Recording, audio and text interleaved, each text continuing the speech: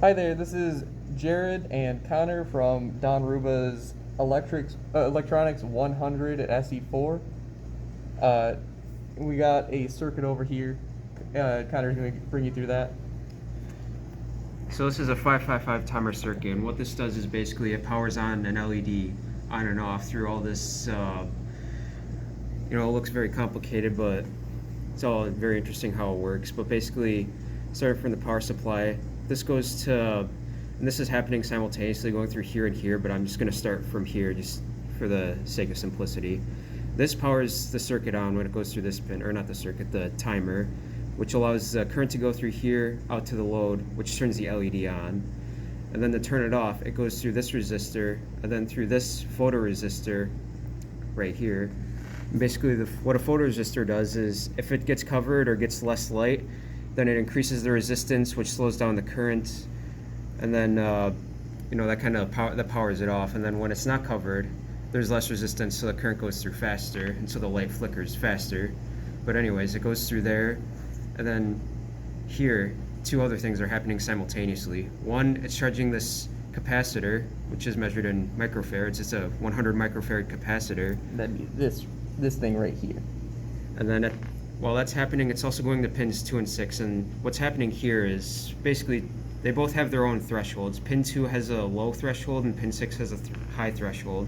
What that means is that when the voltage is low enough, then pin 2 tells the circuit to turn on, which then completes the connection. It allows the voltage to travel through pin 8 to pin 3, which turns the LED on. And then when the voltage gets high enough, then pin 6 tells the circuit to power off. And so the connection is interrupted, it stops going here, the LED turns off. And while the LED is on and it's receiving power, the capacitor is charging. When that's turned off, the capacitor is discharging. And what determines how long that light is on or off is how long that's charging or discharging, because that's what's being monitored by the 2 and 6 pins here, the trigger and the threshold. Right, the back and forth between the 2 and the 6 going on and off is basically what the timer is. That's what's making the LED flicker. And keep in mind that this is a very long and seemingly convoluted explanation, but this is happening in a matter of a second or less, and sometimes even 10 times a second. Right, depending, again, that's also dependent on the photoresistor, because that's a major component of this, because again, if it's covered up, then there's more resistance, the light flickers slower. If this is not covered up, and if there's a light, if you have your flashlight from your phone put right up to it, the light's going to be flickering so fast, you're just going to think it's basically turned on constantly. Right. So we did some calculations for how long the light would be on or off, depending on how much resistance the photoresistor is providing. Like he said, when the photoresistor is being covered, it does provide more resistance, so it does slow down the rate of the blinking, and then when it's receiving light, it speeds it up considerably. We found that at least for when we measured the resistance, it could go as low as 50 ohms or as high as 10,000 ohms, and the math for those would be down here.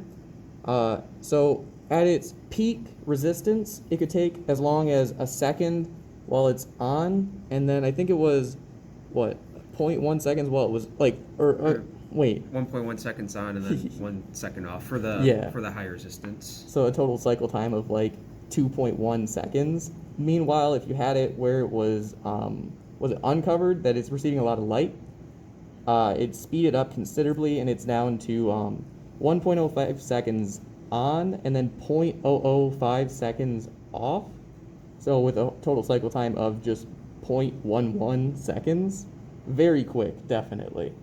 And at the end of this video, we got a little demonstration of this in action on a different circuit that is modeled in the same style. Hope you enjoy. Obvious things, visuals, I always go for those things first. Easy checks, go for all the easy checks, and work your way to the more exhaustive checks.